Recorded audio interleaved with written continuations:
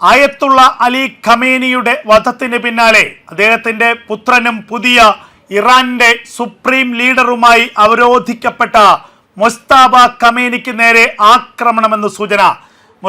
മുസ്തഫ ഖമേനിയുടെ വസതിക്ക് നേരെ ടെഹ്റാനിലേക്ക് ഇസ്രായേലിന്റെയും അമേരിക്കയുടെയും സംയുക്ത ആക്രമണമുണ്ടായെന്നും മുസ്തഫ ഖമേനിക്ക് അതിഗുരുതരമായ പരിക്കേറ്റുമെന്നുമുള്ള റിപ്പോർട്ടുകളാണ് ഇപ്പോൾ ഇറാനിൽ നിന്ന് പുറത്തു വരുന്നത്.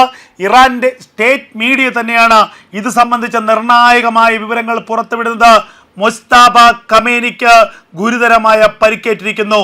ഇറാന്റെ അടുത്ത സുപ്രീം ലീഡറെ തന്നെ ലക്ഷ്യമിടുകയാണ് ഇസ്രായേലും അമേരിക്കയും. ഇറാനിൽ ഇനി രാജഭരണം വേണ്ട, ഇറാനിൽ ഇനി മതഭരണം വേണ്ട, ഇറാനിൽ ഇനി ഖമേനി കുടുംബത്തിൻ്റെ വാഴ്ച വേണ്ട എന്ന് ഇസ്രായേലും അമേരിക്കയും ഒരുപോലെ ചിന്തിക്കുന്നു എന്നുള്ള വാർത്തകൾ പുറത്തു വരികയാണ്.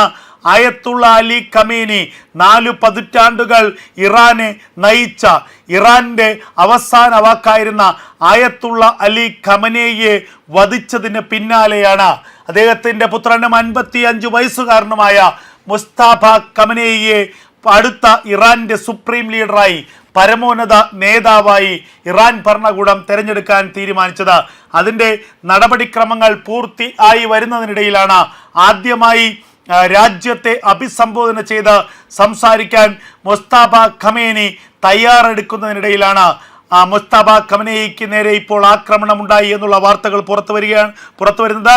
ഇറാന്റെ തലസ്ഥാനമായ ടെഹ്റാനിലെ മുസ്തഫ ഖമനേയിയുടെ വസതിക്ക് നേരെ അതിരൂക്ഷമായ വ്യോമാക്രമണം ഉണ്ടായി എന്നുള്ള വാർത്തകൾ ടെഹ്റാൻ മാധ്യമങ്ങൾ തന്നെ പുറത്തുവിടുകയാണ്.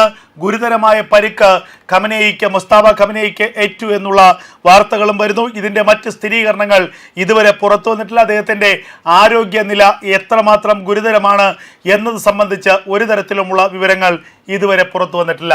അതേസമയം ഇറാനിലേക്ക് വീണ്ടും അതിമാരകമായ ആക്രമണം അഴിച്ചുവിടുകയാണ് ഇസ്രായേലും അമേരിക്കയും സംയുക്തമായി. കഴിഞ്ഞ ദിവസം മാത്രം 400 സൈനിക കേന്ദ്രങ്ങളിലേക്കാണ് ഇസ്രായേലും അമേരിക്കയും ചേർന്ന് ആക്രമണം അഴിച്ചുവിട്ടത്. യുദ്ധം ആരംഭിച്ച് 9 ദിവസം പിന്നിടുമ്പോൾ 4000-ലധികം ഇറാന്റെ സൈനിക കേന്ദ്രങ്ങൾ ആക്രമിച്ച് തകർത്തിരിക്കുന്നു എന്നുള്ള വാർത്തകളാണ് പുറത്തു വരുന്നത്. ഈ ആക്രമണത്തിൽ തകർന്നത് കേവലം സൈനിക ക്യാമ്പുകളോ പരിശീലന കേന്ദ്രങ്ങളോ മാത്രമല്ല, മറിച്ച് ബാലിസ്റ്റിക് മിസൈൽ നിർമ്മാണ കേന്ദ്രങ്ങൾ, ബാലിസ്റ്റിക് ഹൈപ്പർസോണിക് മിസൈലുകളുടെ സംഭരണശാലകൾ, ഡ്രോൺ സംഭരണശാലകൾ, ഡ്രോൺ നിർമ്മാണ കേന്ദ്രങ്ങൾ, ഡ്രോൺ നിർമ്മാണ ഫാക്ടറികൾ, ഇങ്ങനെ സൈനികപരമായുള്ള എല്ലാ സംവിധാനങ്ങളെയും തകർത്ത് തരിപ്പണമാക്കി മുന്നേറുകയാണ് ഇസ്രായേലിൻ്റെയും അമേരിക്കയുടെയും ആക്രമണം.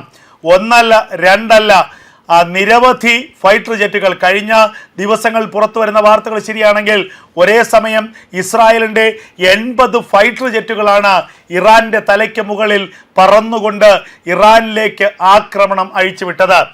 ഒരു ആക്രമണത്തിൻ്റെ പരമ്പര തന്നെയാണ് ഇറാനിലേക്ക് അവർ നടത്തിക്കൊണ്ടിരിക്കുന്നത്. നിമിഷങ്ങളുടെ ഇടവേളയിലാണ് ഇറാനിലെ പ്രധാനപ്പെട്ട പട്ടണങ്ങളിലേക്ക് ബോംബുകൾ വർഷിക്കുന്നത്, മിസൈലുകൾ വർഷിക്കുന്നത്, റോക്കറ്റുകൾ വർഷിക്കുന്നത്. അങ്ങനെ ഇറാൻ എന്ന രാജ്യത്തെ പരിപൂർണമായും ഇല്ലാതാക്കാൻ വേണ്ടി, ഇറാന്റെ സൈനിക പ്രത്യാക്രമണ ശേഷിയെ നശിപ്പിക്കാൻ വേണ്ടി, ഇറാന്റെ സൈനിക പ്രതിരോധ ശക്തിയെ നശിപ്പിക്കാൻ വേണ്ടിയുള്ള അതിഭീകരമായ ആക്രമണം ഇറാനിലേക്ക് അയച്ചുവിടുകയാണ് ഇസ്രായേലും അമേരിക്കയും ചേർന്ന്. ഇപ്പോൾ ഇതാ ഏറ്റവും പുതിയ വാർത്തകൾ പുറത്തു വരുന്നു. ഇറാന്റെ പുതിയ സുപ്രീം ലീഡർ ആയത്തുള്ള അലി ഖമനേയിയുടെ മകൻ മുസ്തഫ ഖമനേയിക്ക് നേരെ കൂടി ആക്രമണം ഉണ്ടായിരിക്കുന്നു.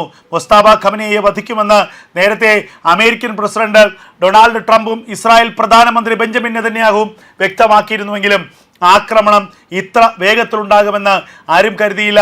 മുസ്തഫ ഖമനേയി താമസിക്കുന്ന ഇടത്തിലേക്ക് ഇസ്രായേലിൻ്റെയും അമേരിക്കയുടെയും സംയുക്ത വ്യോമാക്രമണം ഉണ്ടായിരിക്കുന്നു. മുസ്തഫ ഖമനേയിക്ക് മാരകമായ ഗുരുതരമായ പരിക്കേറ്റിരിക്കുന്നു എന്നുള്ള വാർത്തകൾ പുറത്തു വരികയാണ്. ഇതിനെക്കുറിച്ചുള്ള സ്ഥിരീകരണങ്ങൾ ഇതുവരെ വന്നിട്ടില്ലെങ്കിൽ കൂടി മുസ്തഫ ഖമനേയി ആശുപത്രിയിൽ പ്രവേശിക്കപ്പെട്ടു എന്നുള്ള വിവരങ്ങളാണിപ്പോൾ ഇറാൻ മാധ്യമങ്ങൾ പുറത്തുവിടുന്നത്. ഇതിൽ ചൈന അതിരൂക്ഷമായ അതൃപ്തി രേഖപ്പെടുത്തിയിരിക്കുന്നു. ഇറാന്റെ ആഭ്യന്തര ഭരണ സംവിധാനത്തെ തകർക്കാൻ ഒരു കാരണവശാലും ഒരു കാരണവശാലും സമ്മതിക്കില്ല എന്ന് ചൈന ഇടപെട്ടിരിക്കുന്നു. ചൈനയുടെ വെല്ലുവിളി ഇസ്രായേലിനോടും അമേരിക്കയോടുമാണ് എന്നുള്ളതാണ് ഏറ്റവും പുതിയ സംഭവവികാസങ്ങൾ.